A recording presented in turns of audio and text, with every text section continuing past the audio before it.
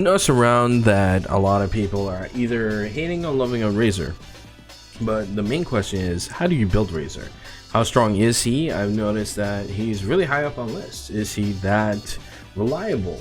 And those are the questions we're going to answer today in this video. But first, if you guys are new to the channel and you guys would like to get some of these informations out more in a meticulous manner, do consider subscribing. We just hit 250. I am elated. I am going to have a giveaway.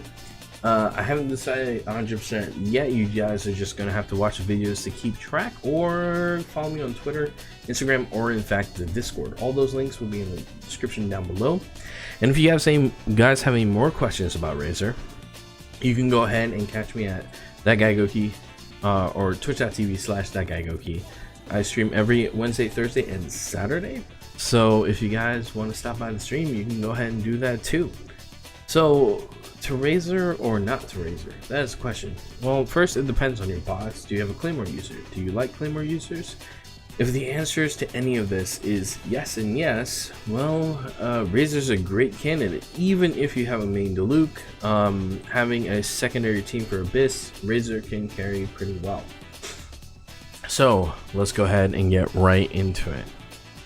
So, here we are. We're at honeyhunterworld.com, the Genshin website. It's a database, and I will go ahead and link them in the description down below.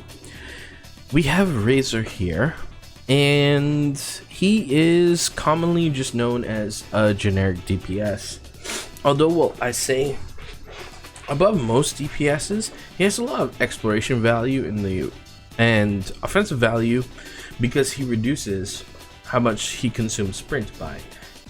Pair this up with a double Nemo pair up in exploration, you have this fast, speedy boy type movement all over the map, reduction in stamina, you're always traveling, you're always on the go, you rarely ever find yourself hanging onto a cliff about to die.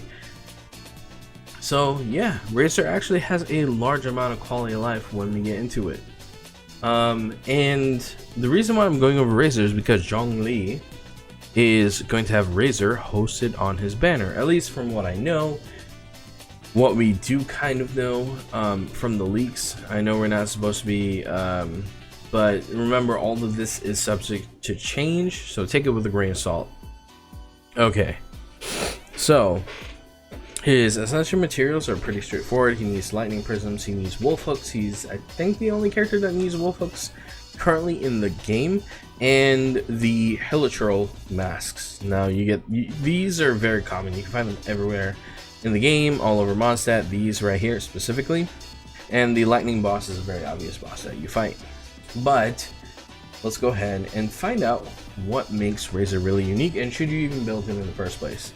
So his attacks are very generic. You know, he has the generic swing, swing, swing, smash.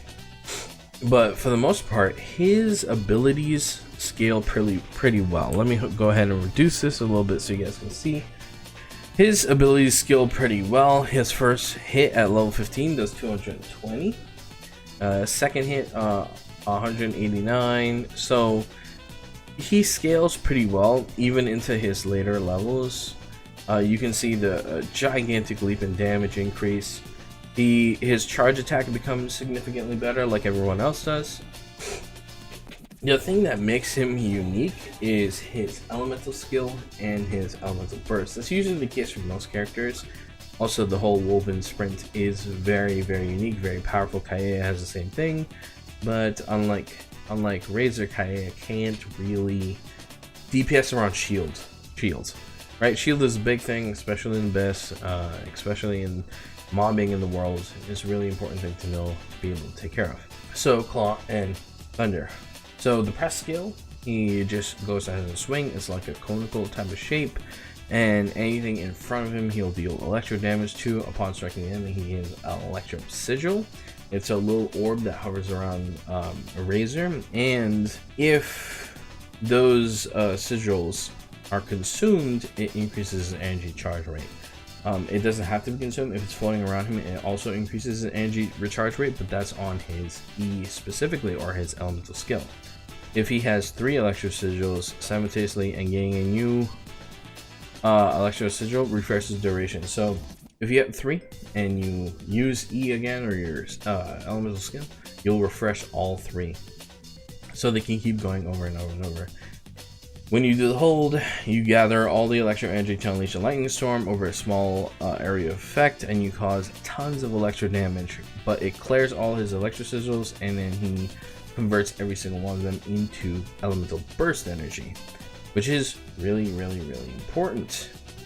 So as you see here, the sigil duration, this comes as a fix right here. But the real thing is right here. The damage is the thing that spikes up. Once you hit 10, or between 8 to 9, this is when the bottom starts to ramp up a little bit more. So it's very good. And probably the most important part of Razor's kit entirely is Lightning Fang. Summons a wolf within, deals electro damage on nearby enemies, so it does an AoE around the wolf activation, and it clears all his electrical sigils, which will be converted into elemental energy for you, so you don't have to hold E to convert. And the wolf fights with you for your whole duration. The wolf is, I believe, a specific amount of percent. Starts off around 24-25. Let me see, is it down here? Yeah, so it starts off at 24% of Razor's damage. So Razor's damage percentage is the wolf's damage percentage. The higher damage percentage Razor has, the higher the damage the Soul Companion will have. So what Wolf Within it gives him, you get the normal attack and you get the electro attack from the wolf. You get attack speed increase and electro resistance. He gets immune to damage inflicted by electro charge status. He gets his charge attacks disabled. He is resistant to interruption. And when he leaves, a maximum of 10 energy will be refunded based off of the duration remaining on the skill. So once the wolf leaves, you get a specific amount of energy back for the wolf and use it. So pretty much, if you guys didn't know, Razor's effective way of battling is pretty much attack, repeat, attack, repeat, attack, repeat, attack, repeat, attack, repeat.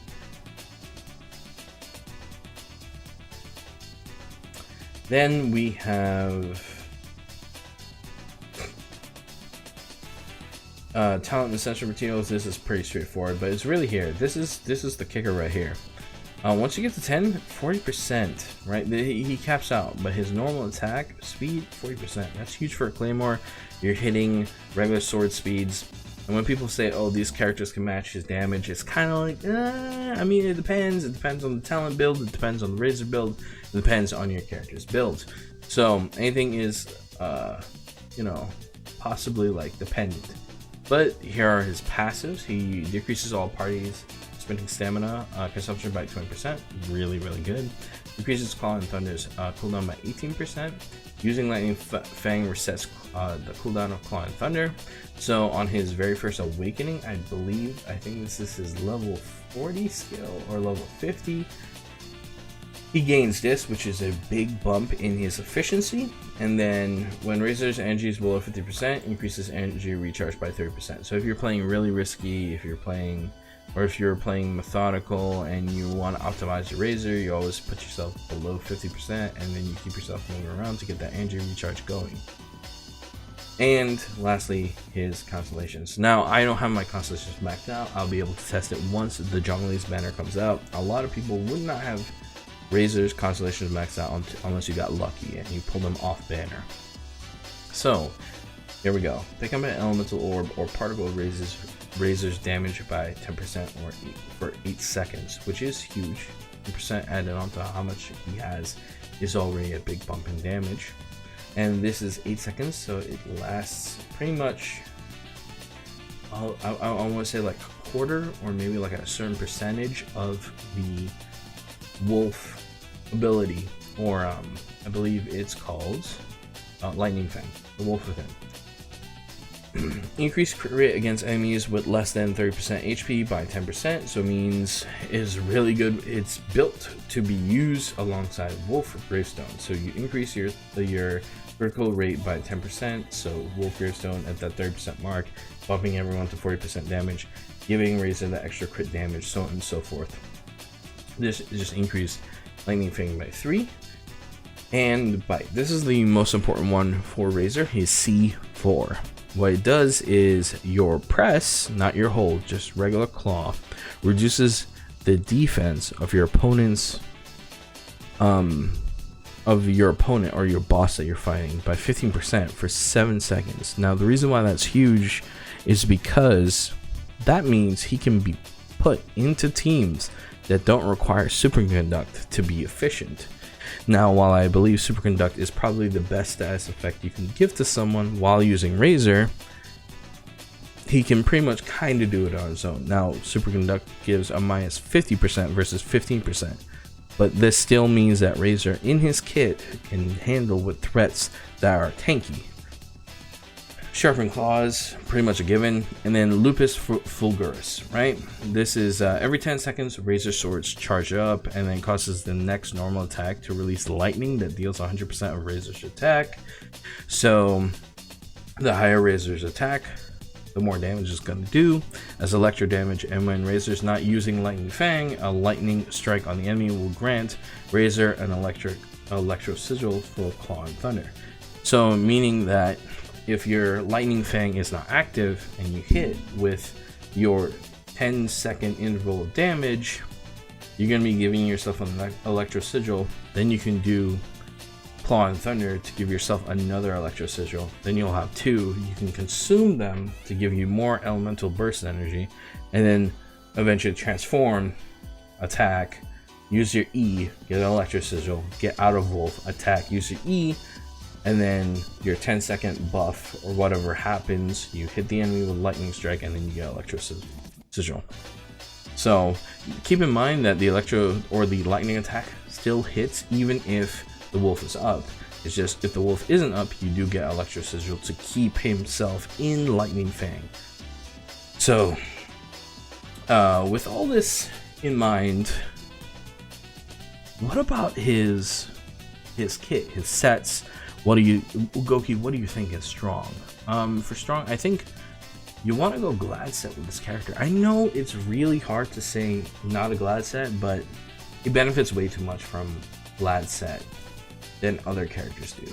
And the reason why is because his special ability at level 80, or his special stat that he boosts, is physical damage.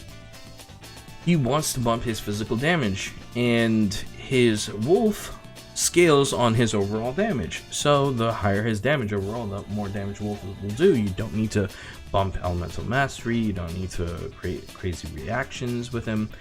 He's just going to be solid at dealing damage, period. So a suggested Claymore for pay to win is pretty obvious. Pretty obvious. So for pay to win, Wolf's Gravestone. Wolf Gravestone seems to be his go-to. I feel like it'll be his strongest weapon for a long time. And you could go with Skyward Pride because it increases all his damage by 8%, and then it's multiplicative after that. But for the most part, Wolf Gravestone gives him supportive benefit, so you can attack, use your Electric Sigils, get your Elemental Burst, don't activate it, switch out, get that 40% boost in damage, go maybe Chilled or Chi-Chi. Activate Ice, use Chilled, activate his E, hit the opponent, switch back into Razor or Facial or Official, switch in, cast your E, pause Superconduct, switch into Razor, attack, E, or your Elemental Skill for 15% defense reduction, and then cast your Elemental Burst and start wailing on the opponent. There are setups that you can do with Skyward Pride and Wolf Gravestone that make them beneficial. Wolf Gravestone, I think, better than others because it bumps the damage on your other units or your other characters while Razor's off the field, and then you can switch back into Razor to start doing a lot more damage. Now, the two best weapons that are free to play. I would say Skyrider Sword and the prototype Animus. So the reason why I say Skyrider Sword over the Bait Club is on hit, normal or charged attacks increase your attack by 6% for 6 seconds. Max stacks of 4 seconds can only occur once every 5 seconds. I believe at max percentage it's 10%. So that means you can get an extra boost in 10% damage every 0.5 seconds, and that leaves you at 40% attack. Physical damage is the bonus on this weapon, which is very, very good for Razor. And the second one is Prototype Animus, which is the increase of attack percentage, and you have a chance of hitting, I think, 240 or 300, I think, once you... Oh, it's not 240, it's like 400 something if you max refine your Prototype Animus, if you manage to get all possible Prototype Claymore types to be able to use them. But those are probably your best free-to-play options. Skyrider Sword, you get your free one from a specific area in Lie. So yeah, you can go ahead for that one. But you have his weapon in mind, you have his artifact set in mind. I think he doesn't need the Thundering Fury. I think he will do well with Martial Artist. I think he'll do well with maybe Sojourner. Where is it? Resolution of Sojourner. I think he'll do pretty well with Sojourner for a little bit, just because it bumps up like his overall damage. I think maybe Braveheart might do well with him, especially if you, yeah. I think Braveheart will also do well with him for like, that's like mid-tier, mid-in-game sets. And then I think his final set, he just wants Gladiator Beast. Not Gladiator Beast. There's the Yu-Gi-Oh in me talking. He just wants Gladiator's Finale. He wants that full set, the attack plus 18%, and he wants the normal damage bump by 35% with Sword, Claymore, and Polearm. So, yeah. Should you summon / build Razor? My answer would be yes. As someone who's been using Razor for quite some time, and I switched to Diluc after I got Diluc, and then I have switched back to Razor. Razor is actually a pleasant surprise. He's done well with Skyward Pride, he's done well with the Wolf Gravestone, he's done well with every weapon I've given him, and he just feels consistent. He's good in a good player's hand, and he will be bad in a bad player's hand. This is just very, very simple. He is simple to understand, difficult to master, kind of like a Ryu of, like, you know, of Genshin. But he's a strong character. He's a good character. The exploration quality of life that he comes with is very strong. And yeah, overall, like I said, Gladiator's Finale or even Bloodstained Chivalry might be decent for him, but honestly, I think Gladiator's Finale is a better full-on set. Bloodstained Chivalry, only that physical damage bonus, the 2-piece is only appealing, the 4-piece not so much, but definitely the entirety of Gladiator's Finale is definitely the way to go. Well, that was it. That was my breakdown on Razor. Should you summon? Yes, I think you should. Should you build? Yeah, I think you should. Now, if you have more Claymores, don't build them. Just use them for maybe exploration or you know, mining or whatever. But I want to thank you guys for watching. Don't forget to subscribe if you're new around here, and hit that like button, and I will see you guys in the next one. Adventure on, and peace out, guys.